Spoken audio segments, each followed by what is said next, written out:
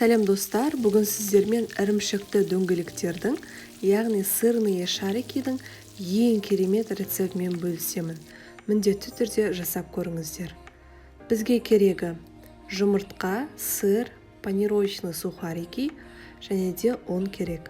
Ең алдымен жұмыртқаны ағынан сарысын бөліп аламыз.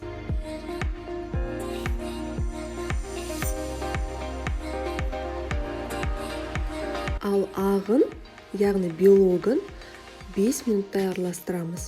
Осылай ақ түске айналғанша, көбігі шыққанша араластырамыз.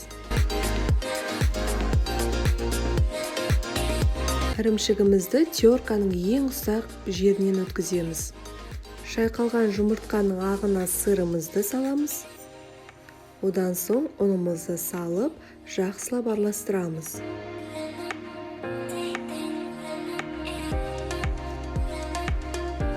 Араластырып болған соң осылай дөңгелектерге келтіреміз.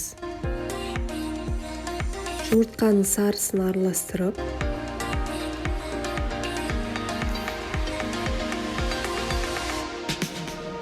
ең алдымен жұмыртқаның сарысына малып аламыз. Одан соң панировочный сухарикиге осылай барлығын алдын ала осылай дайындап қоямыз. Қызып тұрған майымызға екі жағын сары түске айналғанша қуырып аламыз.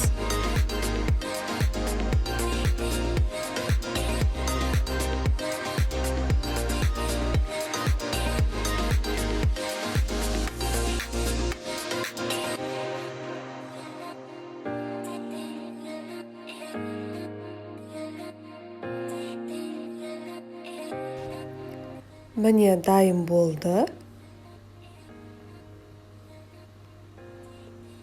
Міндетті түрде жасап көріңіздер. Өте дәмді, өте керемет болады. Дәл осылай ыстық күйінде ұсынасыздар.